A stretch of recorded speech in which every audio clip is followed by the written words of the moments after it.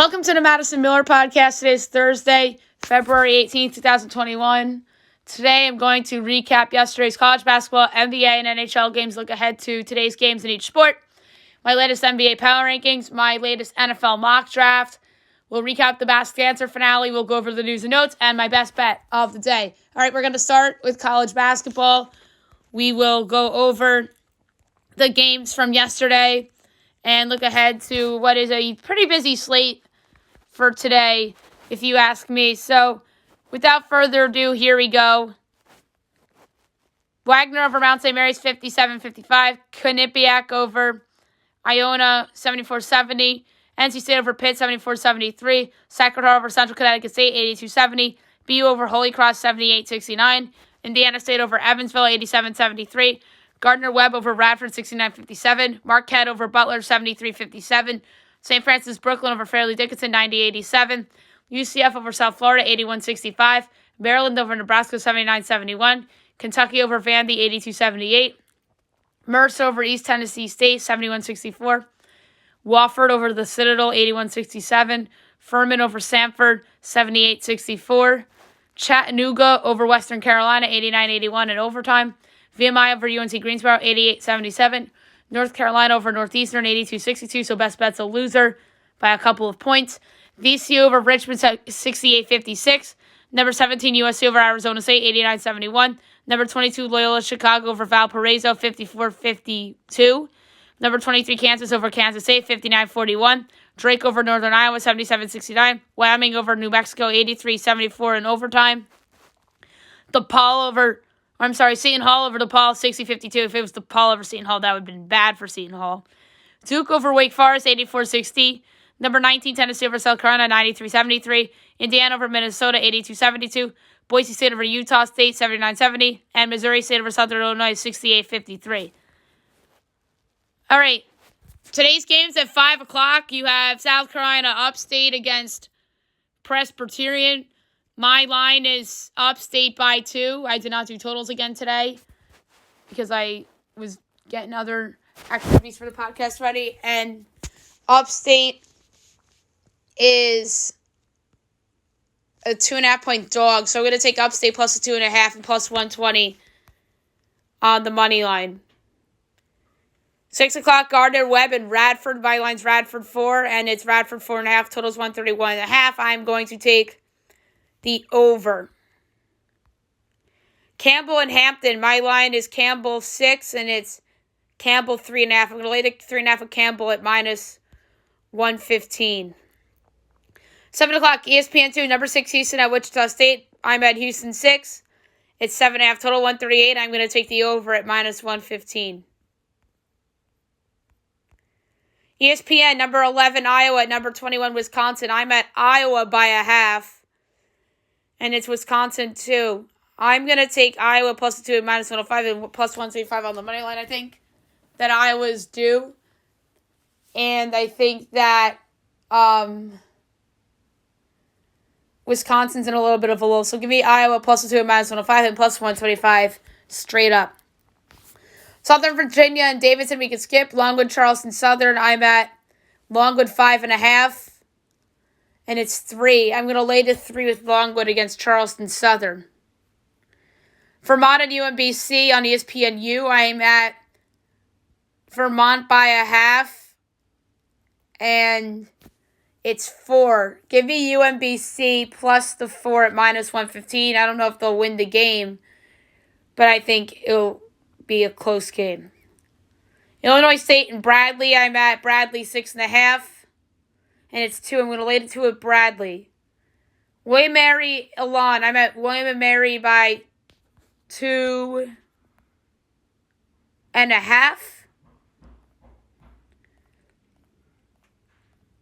And I don't see a line out for this game on FanDuel. ESPN has Elon by 2.5. I'm taking William and Mary plus 2.5 and whatever the money line is. I guess that would be like around plus 130, plus 125. 8 o'clock on the Big Ten Network, number 4, Ohio State at Penn State. I'm at Ohio State 13.5. And we on FanDuel are at 4.5. I'm going to lay to 4.5 with Ohio State against Penn State. Jacksonville State and Belmont. I'm going to give out my line. It's Belmont 12.5 is my line, and then FanDuel's 12. 115.5 is the total. I'm going to take the over, but I don't feel good about it. CBS Sports Network, BYU and Pacific. I'm at BYU 10. It's 5.5. I'm going to lay to 5.5 with BYU. 8:30 Pac-12 Network, Utah, Oregon State. I'm at Utah 2.5. And that's what it is. Total's 137.5. I'm going to take the over, but I don't feel good about it. Eastern Illinois and Murray State. I am at Murray State 8. It's 16. I'm taking Eastern Illinois plus 16. That's a lot of points. SIU, Edwardsville, and Austin P. I'm at Austin P by 9.5, and it's 12.5. I'm taking SIU, Edwardsville, and the point. 9 o'clock, ESPN, St. Mary's at number 1, Gonzaga. I'm at Gonzaga 12.5, and it is Gonzaga 20.5. I'm taking St. Mary's plus the points to keep it within the number. There's a lot of later games tonight than usual, and less 7 o'clocks. Fox Sports 1, Rutgers at number 3, Michigan. I am at Michigan 4.5, and it's 9. I'm taking Rutgers plus the 9 to keep it within the number. ESPN 2, Arizona and UCLA. I'm UCLA by 6, and it's 2. I'm going to lay the 2. I think that's pretty good. Eastern Kentucky against Tennessee Martin. I'm at Eastern by 13.5. And it is 11.5. I'm going to lay to 11.5 with Eastern Kentucky. Tennessee Tech, Tennessee State. My projection is State by 0.5. And it is State by 3. I'm taking Tech plus the 3 to keep it within the number. ESPNU, Winthrop High Point. I'm at Winthrop 18. And it's 10. I'm going to lay to 10 with Winthrop. San Diego, Santa Clara. My line is Santa Clara 7. It's 6.5. Total's 137.5. I'm going to take the over at minus 115. Loyola Marymount, San Francisco. I'm at Marymount by 1.5. And it's San Francisco by 5. I'm taking Marymount plus the 5 and plus 185 on the money line. Upset special. Sacramento State and Southern Utah. I'm at Southern Utah by 5, and it's 6.5. Total's 142.5. I'm going to take the over at minus 115. Northern Arizona and Weber State. I'm at Weber by 7, and it's 14. I'm taking Northern Arizona to keep it within the number. Montana, Eastern Washington. I'm at Eastern Washington by 7. And, how come I don't see this one? There it is. 8. All right, so I'm 1 point off. Total's 146. I'm going to jump on the under, but I don't feel good about it. 10 o'clock, CBS Sports Network, San Diego State at Fresno State. Number 25, San Diego State, I should say. San Diego State, I project as a 7.5 point favorite. They're 13. I'm taking Fresno plus the points, minus 115, to keep it within the number. Idaho, Portland State, I'm at Portland State 12.5, and it's 11.5. Total's 137. I'm taking the under. Idaho unders are a trend. 10:30, Cal, Washington State. I'm at State by 4, and it's 2.5. Total's 131.5. I'm going to take the over, but I don't feel good about it. 11 o'clock, Fox Sports 1, Stanford, Washington. I'm at Stanford 11.5. It's 9.5. I'm going to lay to 9.5 with Stanford. And last but not least, ESPN 2, Colorado, Oregon. I'm at Oregon 2, and it's 3. Total's 140.5, and I'm going to take another over in a Pac-12 game, although I don't feel great about it. To the NBA we go. We'll look back on yesterday's result in what was a busy slate yesterday, and then we'll look ahead to what is a very slim window today. So, without further ado, here we go. Magic over the Knicks, 107-89. Magic, 11-18. Knicks, 14-16. Bad loss for the Knicks. That was a trap game for them. Terrence Ross had 30 off the bench. Julius Randle continues his all-star case with 25. Hawks over the Celtics, 122-114. A bad loss for the Celtics, who fall to 14-14. Atlanta gets the bounce back win after losing to the Knicks. Go to 12-16. Trae Young had 40 with 8 assists. Jason Tatum at 35, 6 and 6. 76ers over the Rockets, 118-113. Sixers 19-10. Houston 11-17. Joel Embiid had 31 and 9 assists. John Wall had 28 and 7 assists. Wizards over the Nuggets, 130-128. Bad loss for Denver. Good win for Washington. Washington goes to 9-17. Denver 15-13. Davies Bertans with a good game. 35 points.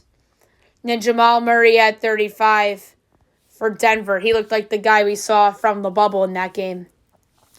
Pacers over the Timberwolves, 134-128. In overtime, the Pacers 15-14. Minnesota 7-22. Domantas Sabonis 36 points, 17 boards and 10 assists. I think he solidified himself with an all-star spot with that performance, and with the Knicks losing to Orlando, that hurt Julius Randle's case. Malik Beasley at 31 for Minnesota. Bulls over the Pistons, 105-102. The Bulls, 12-15. Detroit, 8-20. Zach LaVine, 35 points to continue to make his all-star case. Jeremy Grant had 43 for Detroit. Trailblazers over the Pelicans, 126-124. The Blazers are at 18-10. New Orleans 12-16. Damian Lillard's just been amazing. 43 points and 16 assists. He deserves to be in the MVP conversation. Zion Williamson, 36 points for New Orleans. He's really taken that year 2 leap that we all thought he could do. Grizzlies over the Thunder, 122-113. The Grizzlies 12-12. OKC 11-17.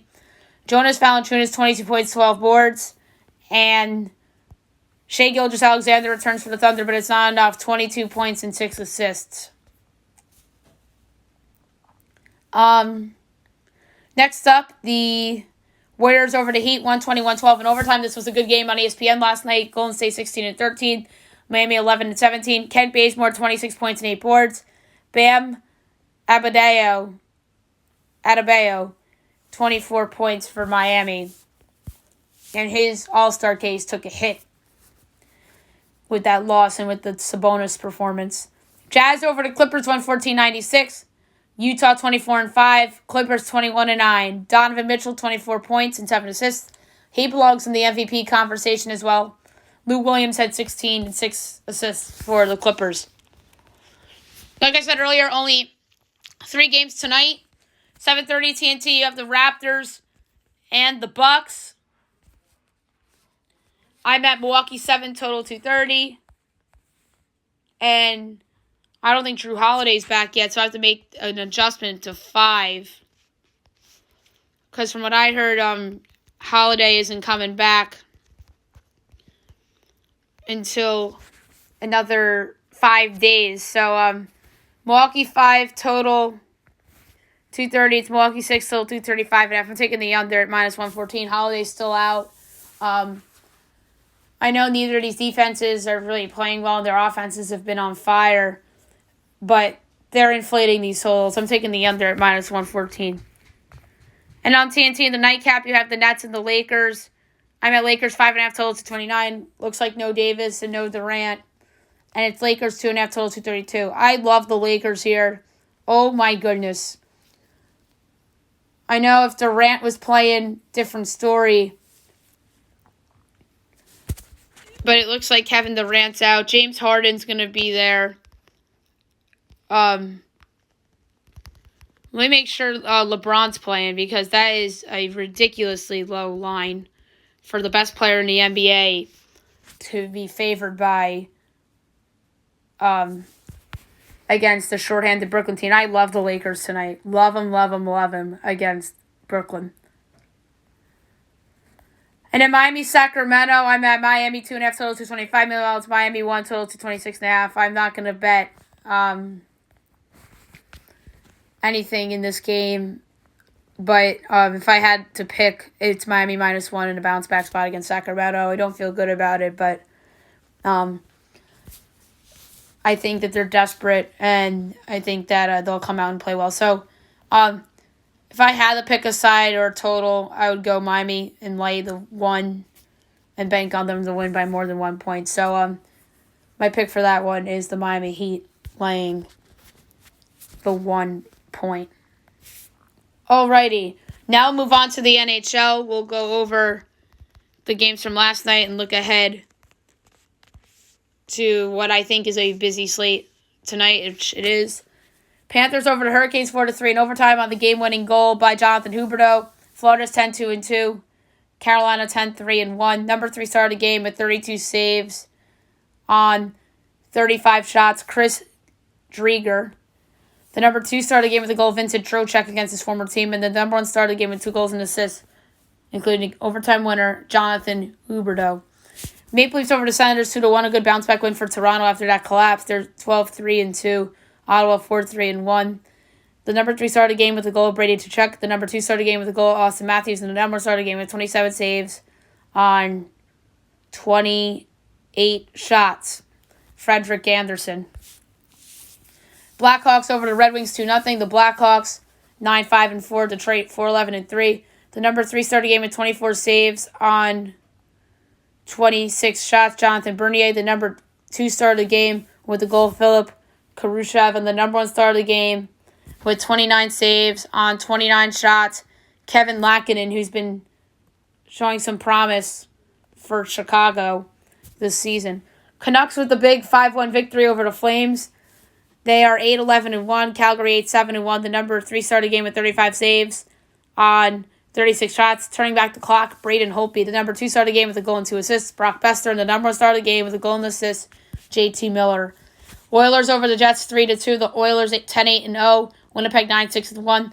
The number 3 started the game with 2 assists. Josh Morrissey. The number 2 started the game with 2 goals. Leon Draisaitl. And the number 1 started the game with 2 assists. Connor McDavid. All right. Bigger slate tonight. 7 o'clock, you have the Rangers and the Flyers. So the Flyers coming back from their COVID pause. And they are minus 116 favorites. The Rangers are minus 102. Over under 5.5. Overs minus 125. Under is plus 105. Rangers plus 1.5 is minus 270. Flyers minus 1.5 is plus 220. I'm going to take the under 5.5 at plus 105. With the exception of Tuesday night against New Jersey, the Rangers have been playing better defensively in the net. Meanwhile, Carter Hart is awesome, so give me under 5.5 between the Rangers and the Flyers. I think that's a 3-2 game either way. Devils, Bruins. The Bruins are minus 1 or 230. Devils are plus 190. Over under 5.5. Bruins minus 1.5 is plus 108. Devils plus 1.5 is minus 126. I'm going to take the over. I think that both of these offenses have been the Devils' offense has been somewhat of a surprise this year. Boston, their offense is pretty good. I think this could be a 4-2 game, and the last goal being an empty net, so it could be over 5.5. Islanders, Penguins. The Penguins are minus 126. The Islanders are plus 108. Over under 5.5. Over is minus 115. Unders minus 105. Penguins puck line minus 1.5 is plus 205. Islanders plus 1.5 is minus 250. This is a tough one. I'm going to take the Islanders straight up at plus 108. I think this could be a revenge spot for the Islanders after losing a game that they should have won against Pittsburgh a week ago. So give me the Islanders plus 108 straight up in Pittsburgh against the Penguins. Predators, Blue Jackets. The Blue Jackets are minus 126. Preds are plus 108. Over under 5.5. Columbus is plus 210 at minus 1.5. And then Nashville plus 1.5 is minus 255. I'm going to take the under. I'm going to bank on the goalies playing well. So give me under 5.5. Senators, Maple Leafs again. Toronto minus 330. Ottawa plus 265. Over under 6.5.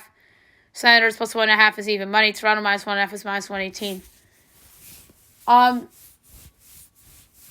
North Division overs have not hit for me lately. I'm going to go with the ballsy play and go Toronto puck line at minus 115. I think that I know Ottawa's been competitive their last couple games, but no. Toronto's just better. So I'm going to do Toronto puck line with a little bit of juice at minus 118. Sabres, Capitals. Washington minus 166. Buffalo plus 140. Over under 6.5. Overs plus 105. Islanders minus 125. Buffalo plus 1.5 is minus 196. Washington minus 1.5 is plus 164. Buffalo obviously coming off the COVID pause. I'm going over at plus 105. I think there's a lot of goals in this game. Washington's goaltending's not been solid at times of late, other than the shutout win against Pittsburgh with Vantek. But I'm going to go over 6.5 at plus 105. I think that this could be a high-scoring game, like a 4-3 type of game. 8 o'clock, Sharks, Blues. The Sharks are plus 166. The Blues are minus 198. Over under 5.5. Over is minus 125. Unders plus 105. Sharks plus 1.5 is minus 166. Blues minus 1.5 is plus 140. I'm going to go over. I think that this is a high-scoring game, so give me over 5.5 and minus 125. Lightning Stars postponed due to the weather in Dallas again. 9 o'clock, Kings, Coyotes. The Coyotes are minus 164. The Kings are plus 138. Over under 5.5. Over is plus 105. Unders minus 125. Kings plus 1.5 is minus 210. Coyotes minus 1.5 is plus 176. I know Darcy Kemper has not been great lately for the Coyotes, but I'm still going with the under. Jonathan Quick actually played well at times this year, too, so give me under 5.5 is minus 125. And 10 o'clock, Wild, Ducks. Wild, they're back from COVID. They're minus 132 favorites. Ducks are plus 112. Over under 5.5. Overs even money. Unders minus 120. Wild minus 1.5 is plus 190. Ducks plus 1.5 is minus 230. I'm taking the Ducks as an underdog at plus 112. I'm just banking on some rust from the Wild a little bit. And the Ducks at home have been a good dog at times. So give me the Ducks plus 112 on the money line tonight. Now I'm going to do my NBA power rankings for this week. So without further ado, here we go. Number 30, the Detroit Pistons. They still stink. Jeremy Grant's having a career year, but he's not making the All-Star team because his team stinks, and they are obviously 8-20.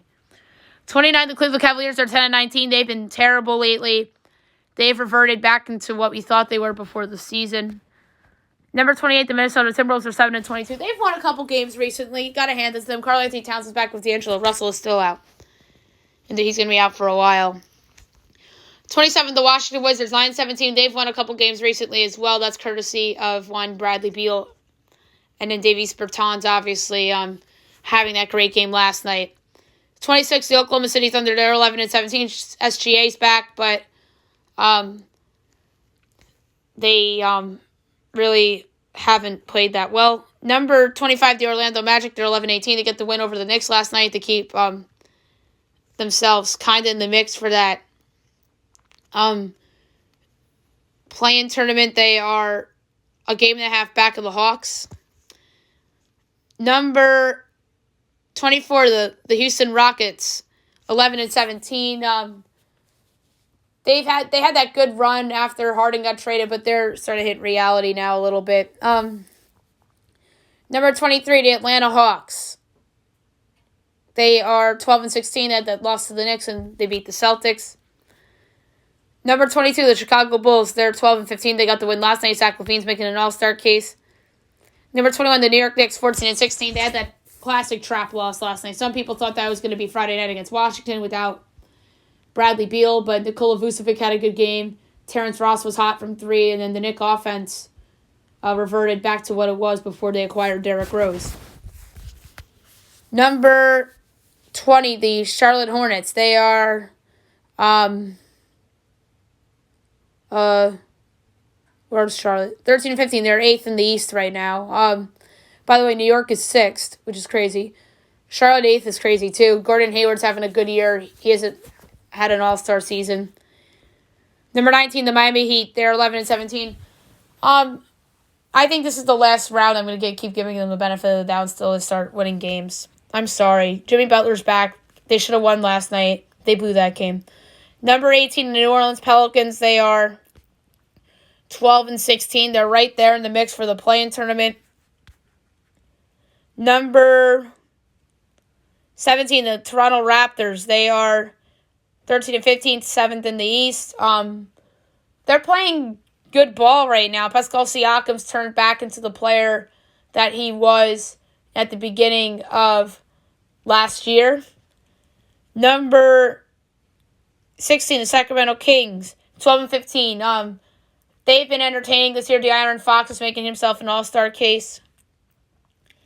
Number 15, the Dallas Mavericks. They are 13-15. Dallas has been feast or famine all season. Luka Doncic is starting to play better. Number 14, the Memphis Grizzlies, they're 12-12. They've also been feast or famine. John Morant had a lull. He's kind of turning it on. Number 13, the Boston Celtics, they are 5th in the East at 14-14. They've been a huge disappointment this year in spite of Jason Tatum and Jaylen Brown just being awesome. Number 12, the Indiana Pacers, they're 15-14. Got the big win last night. They're 15-14 to get above 500. Number 11, the Denver Nuggets, they are 15-13, 8th in the East. Nikola Jokic MVP candidate, but they don't have that great of a record. Number 10, the Golden State Warriors, 16-13, 7th place in the East. If they get hot and start to win games like they did last night, Steph's going to make himself an MVP legitimate candidate. Number 9, the San Antonio Spurs, they are 16-11, 6th in the East. DeMar DeRozan's having a great season for them. And Greg Popovich has to be considered for the Coach of the Year. Number 8, the Phoenix Suns. They are 17-10 and 5th in the West. Bad loss to Brooklyn the other night, who was obviously missing Kevin Durant. But that was all like James Harden, looking like the James Harden we saw in Houston before he quit on the Rockets, before he got traded.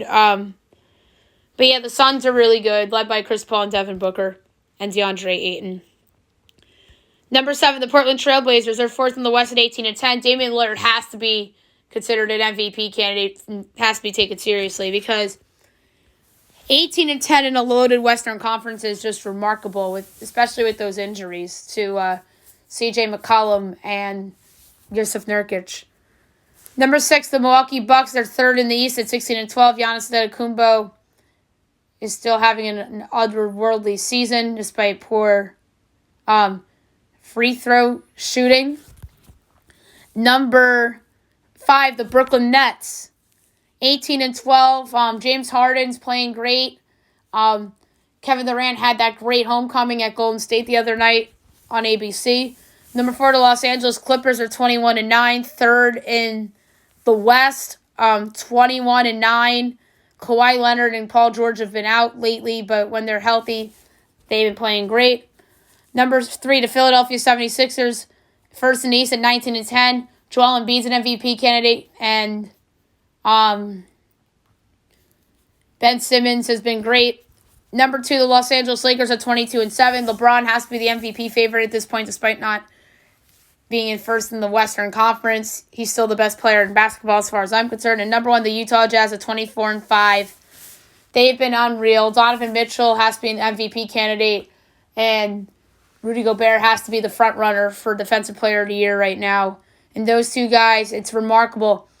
The laughing stock of post-COVID with Gobert and what he did, and then he tests positive, and then the bubble happens. There's rumors that they're unhappy. They blow the 3-1 series lead against Denver, and then they come back this year better than ever. Both guys are happy, and they're playing winning basketball. Quinn Snyder has to be considered one of the best coaches in the NBA if he is not already. Breaking news on the podcast. This will not be in the news and notes segment because this is huge breaking news off the press by ESPN's Adam Schefter. The Indianapolis Colts have acquired Carson Wentz from the Philadelphia Eagles in exchange for a 2021 third-round pick and a conditional 2022 second-round pick that can turn into a first. Oh, baby. I think this is a good trade for the Colts. They get their quarterback. Frank Reich gets his guy, the guy that he had looking like an MVP candidate in 2017 before he tore his ACL. He was never the same since then. maybe a little rejuvenation from Wentz in a new city in Indianapolis will get him back to where he was 4 years ago. And now the question for Philadelphia is Jalen Hurts the guy going forward? He showed flashes. He gave that team a little bit of juice at the end of last season. And then Doug Peterson inexplicably pulled him and handed the Washington professional football team the NFC East title last year. So Carson Wentz is now an Indianapolis Colt. So I think this is a great trade for Indy. As long as Wentz is back to what he was pre-ACL injury. He has a great offensive line in front of him. He has solid receivers around him. T.Y. Hilton, who we think will be back with the Colts. Michael Pittman, who flashed as a rookie. Marlon Mack coming off an ACL injury. You have Jonathan Taylor, who showed flashes at the end of last year after looking like a disappointment early on. And then the defense still needs some work. They need some help in the secondary. But no excuses for Carson Wentz now with a good offensive line in front of him. So, yeah, Carson Wentz to the Indianapolis Colts. And I think as of right now, this makes the Indianapolis Colts the favorites to win the AFC South. With Wentz under center, good offensive line, good receivers, and a couple upgrades on defense. To me, this is the favorite in the AFC South at the moment because Tennessee, to me, still doesn't have a defense that can compete with the elites of the AFC. And the Colts, I think, could have that defense led by Darius Leonard. So, yeah, straight off the press, 5 minutes ago, Carson Wentz to the Indianapolis Colts for a 2021 third-round pick and a 2022 second-round pick that could turn into a first. I think that Philly could have gotten more, but they didn't. Maybe they make a separate trade for Nick Foles or something like that if they don't think that Jalen Hurts is the guy. Maybe they look at some of the rookies in this year's class, which I doubt, but I ultimately think that they think that Jalen Hurts is the guy going forward, and they like what they saw at the end of last season. So, yeah. We'll obviously talk more about this trade on tomorrow's show as well, and maybe I'll have a guest on next week to talk about this trade and all the ramifications because, let's face it, this is not done in terms of the quarterback carousel. And last night I saw a tweet that the Colts were minus 1,200 to land Carson Wentz. This must have been done last night. So, yeah, I had to find that, by the way. The Colts were minus 1,200 to land Carson Wentz.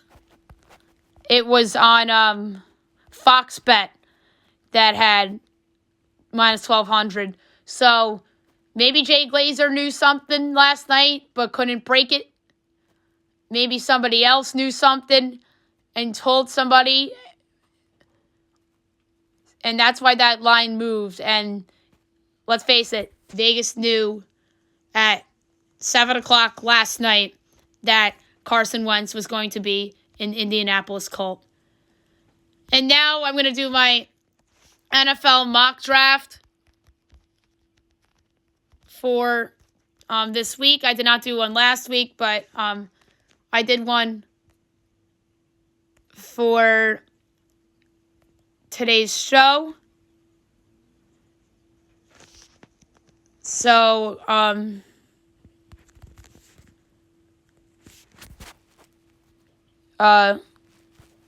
without further ado, here we go. Number 1, the Jacksonville Jaguars, Trevor Lawrence. Quarterback, Clemson, if there wasn't any doubt. Like I mentioned, he's the best quarterback prospect since Peyton Manning, and he's going to single-handedly make a team promising for the future, like how Cincinnati last year with Joe Burrow. Number 2, the New York Jets. Zach Wilson, quarterback, BYU. This selection has become very popular among the mock drafts that are being made around the media circles and podcasters and bloggers like myself. The Jets seem like they are willing to move on from Sam Darnold and start fresh with Wilson, who's coming off a great senior season in college and could potentially start immediately, assuming Darnold is elsewhere and there's not a journeyman/veteran in place. Number 3, the Miami Dolphins from the Houston Texans. Jamar Chase, wideout, LSU. This pick is certainly the most fascinating of perhaps the entire draft. The Dolphins are a team on the rise, and they have been into the Deshaun Watson trade rumors and could offer this selection, which the Texans previously owned, and Tua Tagovailoa plus more assets to acquire Watson. Let's say things remain as they are now, and they get this talented receiver in Chase, who did not play a snap this past season as he opted out. The Dolphins are desperate for a top receiver, and Chase has serious potential to be that. Number 4, the Atlanta Falcons. Justin Fields, quarterback, Ohio State. At the moment, Matt Ryan is still the starting quarterback of the team, and eventually they'll have to draft a possible successor for the veteran at some point. Fields is someone that was looked upon as a lock for number 2 overall in the pick in this draft 6 months ago, and perhaps the athleticism of Fields will be too good for the Falcons to pass up on, as Fields may have to redshirt his first year. Number 5, the Cincinnati Bengals. Penei Sewell, offensive tackle, Oregon. This, to me, makes the Bengals very big winners of the draft, as Sewell drops the 5. He's the best lineman, in my opinion, to come out since Quentin Nelson from a few years back, and he'll be a rock protecting Joe Burrow from another gruesome injury. Number 6, the Philadelphia Eagles. Kyle Pitts, tight end, Florida. Obviously, with this Wentz trade, Jalen Hurts, let's just assume he's the starting quarterback as of now. Whether it was going to be Wentz or Jalen Hurts, they needed offensive firepower anyway. With Zach Ertz rumored to be on the move, Pitts here makes a ton of sense. And to me, he's the best tight end to come out since T.J. Hockenson from a few years back. Number 7, the Detroit Lions. Devontae Smith, wide receiver, Alabama. I still think there's a chance that a quarterback is the selection here as the team moves Jared Goff elsewhere. Smith had one of the greatest seasons ever for a wideout in college football and won the Heisman as a result of it, and he would instantly become the Lions' top option. Number 8, the Carolina Panthers. Trey Lance, quarterback, North Dakota State. The Panthers have an interesting roster as Matt Rule heads into his second season as coach. Teddy Bridgewater is only under contract for 2 more years, and I don't think he's the long-term answer. Enter Lance, who showed a lot of potential in his career in college, and unfortunately, he only played 1 game in the fall. Number 9, the Denver Broncos. Caleb Farley, cornerback, Virginia Tech. The Broncos are a team that are rumored to explore potential upgrades or different options at quarterback, but I could see them going in this direction. Farley is someone that you could argue is the best corner in the draft, and they need someone to come in and replace the recently released A.J. Bouye. Number 10, the Dallas Cowboys. Patrick Surtain, the second cornerback, Alabama. The Cowboys had the worst defense in football last year, and they can get upgrades anywhere, in my opinion. Surtain is someone that could come in and be a CB1 immediately for the Cowboys with his ability to defend elite wideouts. Number 11, the New York Giants. Jalen Waddle, wideout, Alabama. This would be a major steal for the Giants to land elite wideout, and Waddle, often overshadowed by Devontae Smith, and due to his injury suffered last year, Waddle has the ability to be special in the pros. He'll become the clear WR1 for Daniel Jones in the Giants offense. Number 12, the San Francisco 49ers. Rashawn Slater, offensive tackle, Northwestern. Many mocks have the Niners taking a quarterback here, but let's assume that it's Jimmy Garoppolo, perhaps a different veteran under center. Slater is someone that is super versatile, and even if they bring back Trent Williams, he could play on the interior. Number 13, the Los Angeles Chargers. Elijah Vera Tucker, offensive tackle, USC. This could potentially be a stretch for the Chargers, and a trade down, I think, could be in play, but Vera Tucker provides the versatility that the Chargers can use to protect Justin Herbert. Number 14, the Minnesota Vikings. Christian Barmore, defensive tackle, Alabama. The Vikings' demise this past season was largely due to the regression of their defense, which lost a ton of pieces from their pass rush due to injuries and trades. Barmore excels at stopping the run and really showed a ton of potential down the stretch. Number 15, the New England Patriots. Gregory Rousseau, defensive end, Miami. The Pats have some options here as they are a few possible blue-chip defensive players on the board. Here I have them taking the talented pass rusher in Rousseau, who showed so much promise as a freshman. I could see Rousseau succeeding under Bill Belichick. 16, Arizona Cardinals. J.C. Horn, cornerback, South Carolina. This would be a solid pick for the Cardinals as they get a potential blue-chip prospect that is super physical in Horn.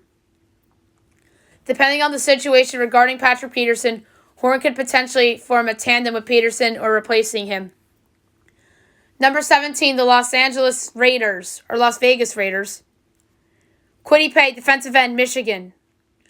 The Raiders' weakness since they dealt away Khalil Mack has been rushing the passer. Enter Paye, who could be a steal at this point and will help the Raiders improve the pass rush with his great athleticism and ability to rush the passer.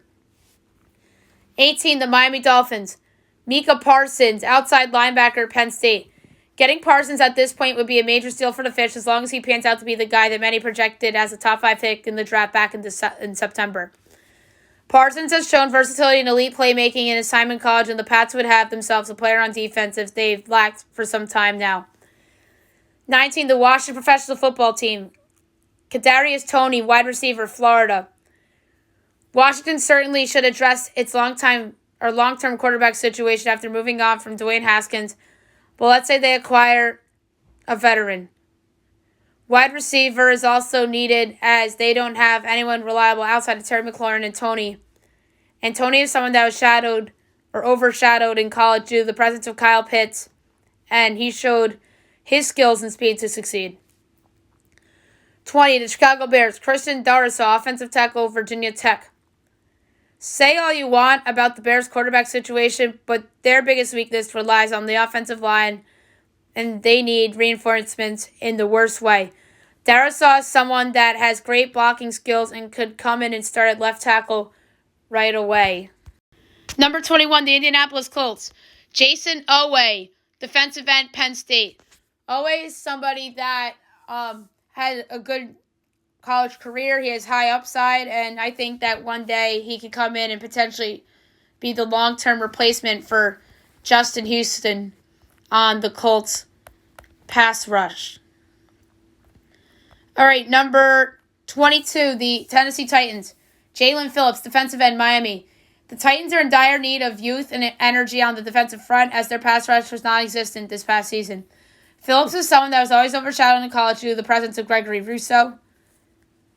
And I think that Phillips has an opportunity to shine. Number 23, the New York Jets from the Seattle Seahawks. Najee Harris, running back, Alabama. The Jets have options with this selection. Here I have them snagging the longtime Crimson Tide back in Harris. The running back situation with the Jets was not great last season, and Harris can come in and produce for gangrene regardless of who's at quarterback. 24, the Pittsburgh Steelers. Jalen Mayfield, offensive tackle, Michigan. The Steelers roster could be experiencing some turnover this offseason. Many will obviously point to the future of Ben Roethlisberger, but the offensive line needs some help as Alejandro Villanueva could depart as a free agent. Mayfield showed a ton of stability in college and did a great job against elite competition. Number 25, the Jacksonville Jaguars from the Los Angeles Rams. Jeremiah Owusu-Koramoah, linebacker, Notre Dame.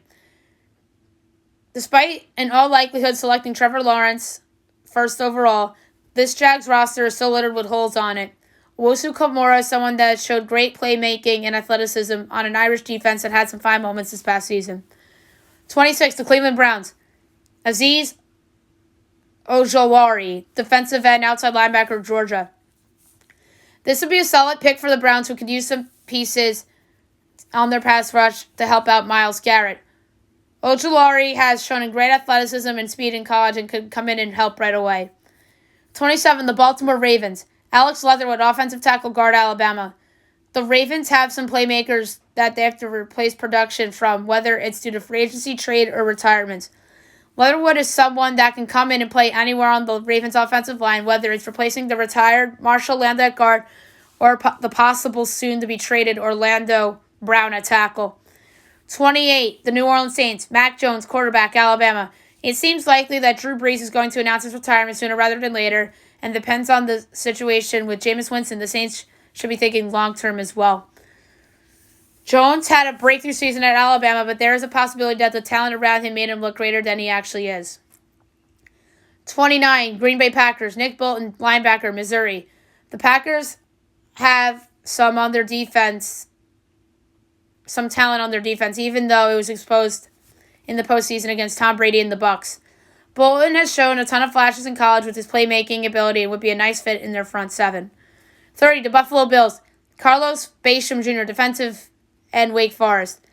The Bills' defensive line got exposed in the postseason by the Chiefs and at times during the regular season against good offenses. Basham is someone that is fast and has great hands and could have a nice impact. 31, the Kansas City Chiefs. Rondale Moore, wide out, Purdue. The Chiefs land a possible steal with Moore, who doesn't get the attention of the top three receivers in this class. With Sammy Watkins set to be a free agent as well as Byron Pringle and Demarcus Robinson, this selection feels right. 32, the Tampa Bay Buccaneers. Joseph Osei, defensive end, Texas. With Shaq Barrett set to be a free agent, the Bucs may have a need for an edge rusher. Osei showed some flashes in college with the Longhorns the past few years, and he can learn from some great veterans that the Bucs have on their pass rush. So there you have it for my latest mock draft. And now I'm going to recap the finale of The Masked Dancer. It was a very fun show last night. So in the first hour was just a recap of the season, the final three's journeys to the finals, and then they talked about the contestants who got unmasked and certain clues that they had. The last secret clues of the first hour. The sloth said that its dog days are far from over. Cotton candies,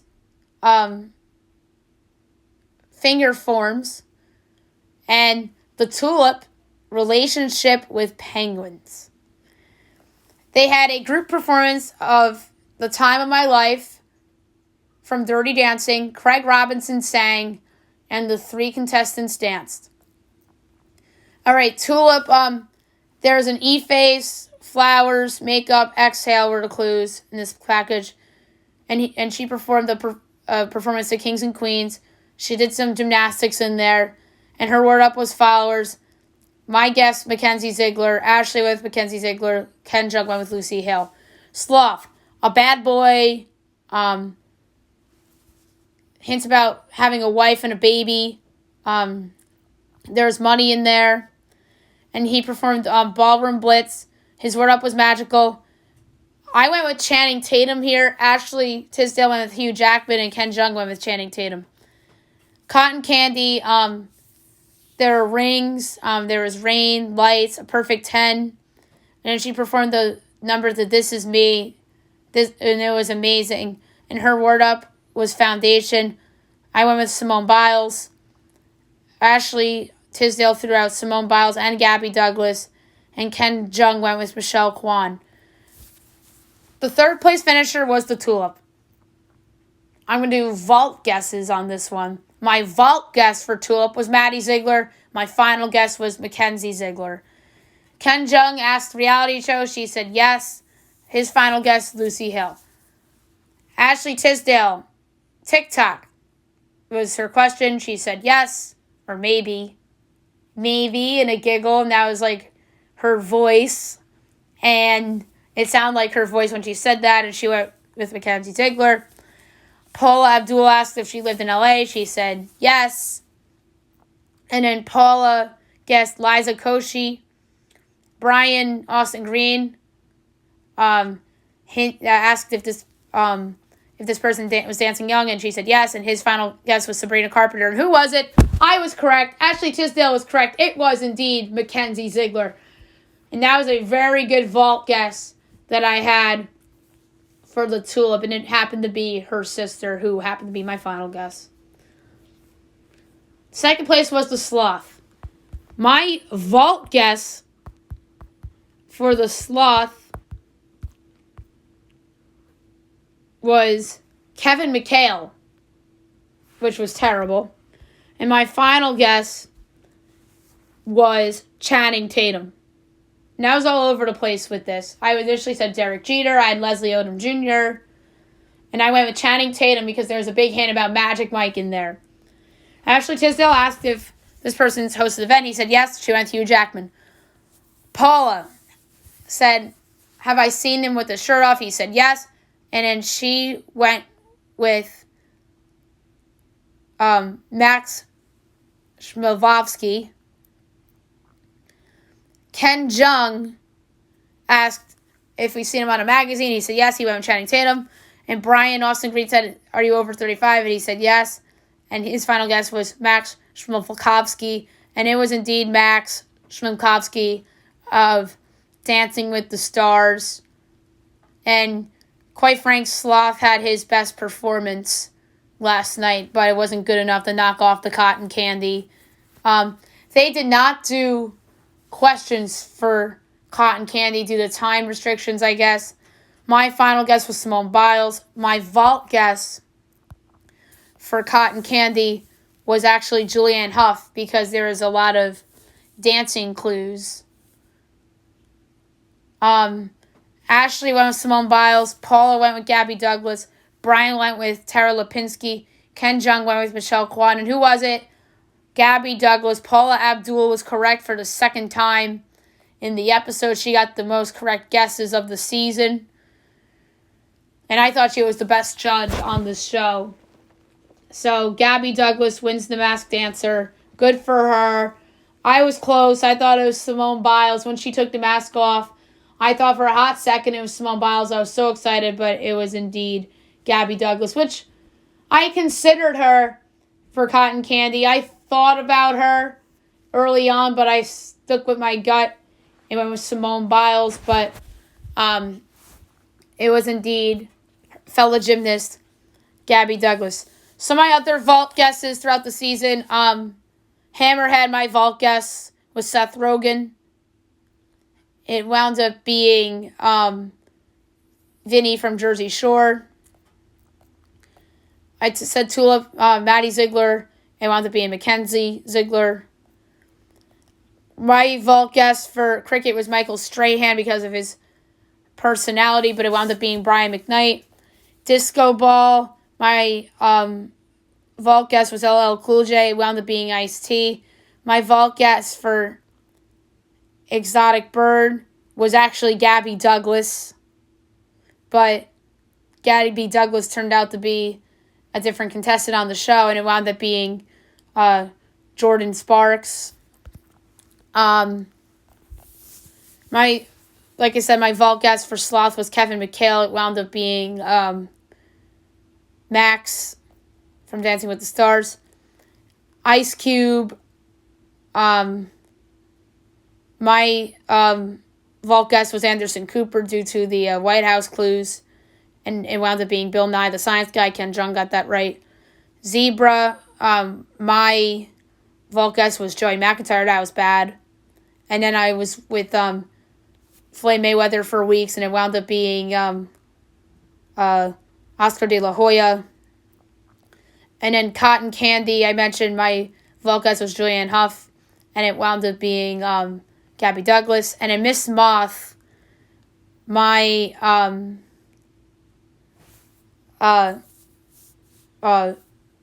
my vault guess was Ivanka Trump due to her hints of being involved with the president, and wound up being Elizabeth Smart. So that's my season recap for The Masked Dancer. And obviously, we were hoping that they get renewed for a second season because that was a lot of fun. Okay, before Best Bet, we'll do news and notes. News and notes will actually start with Masked Singer. That's going to start March 10th. Nick Cannon will not be hosting the first couple episodes of the season. He tested positive for COVID. There was thought that he could have been fired due to his comments from the summertime. But obviously he came out and apologized for that. And he actually hosts Masked Singer after that. So there is some speculation that they fired him due to that. But no, he tested positive for COVID, so he's out for the first couple episodes. And Nicey Nash will be hosting the show for the first couple episodes of the season.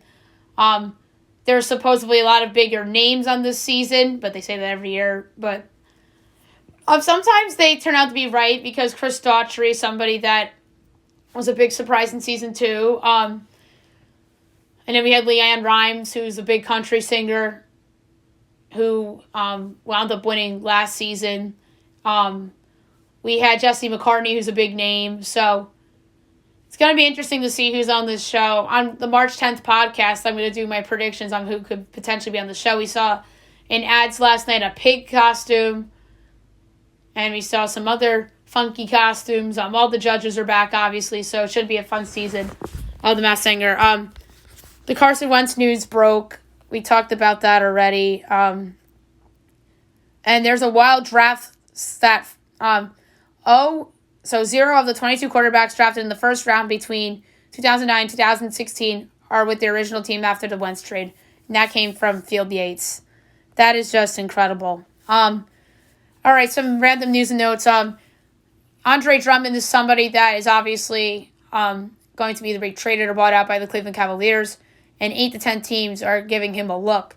I think that the Brooklyn Nets would be a great fit for Drummond. And I think that the Celtics could use somebody like that too because Christian Thompson has not panned out for them this year. A free agent signing, Trevor Rosenthal, 1 year, $11 million to the Oakland Athletics. So Rosenthal replaces Liam Hendricks as their closer. So obviously spring training, pitchers and catchers reported yesterday. I'm going to have Terry Cushman on the show tonight to talk baseball. Aaron Boone made some comments that's the Yankees manager. Clint Frazier, it looks like he's going to be their starting left fielder for the season, and that means that in all likelihood Brett Gardner will not be returning. Clint Frazier is just a better player than Brett Gardner at this point, and the Yankees know that. Clint Frazier's defense improved dramatically last season, and his offense improved dramatically last season. I think he earned himself the starting left fielder's job last season, so it's good to see that he will be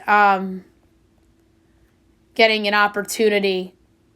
So there you have it for some news and notes for today. And last but not least, my best bet of the day, brought to you by FanDuel. There was one that stood out to me in college basketball, and that is Ohio State laying the 4.5 against Penn State. I don't think Penn State's very good. I know they picked off some teams this year, and they want to show people that they're not this terrible team. So Ohio State minus 4.5 against Penn State. I think that that is low for a team that is a projected 1 seed at the moment. So there you have it for the show today. I'll be back tomorrow recapping everything from college basketball, the NBA, and the NHL, looking ahead to tomorrow and the weekend's games. We will predict the winners of the NASCAR races from the weekend as well, and we will get into the golf a little bit with the Genesis Invitational as well. So there you have it. And by the way, I forgot to give out a pick for Genesis. I'm going to pick somebody who I'm not really a big fan of, and I always thought was overvalued. But I'm going to take Bryson DeChambeau at 12-1 to win the Genesis Invitational. So we'll get into that tomorrow as well. And then we'll do Australian Open too. And I forgot to even talk about that for today. So very quickly, Australian Open.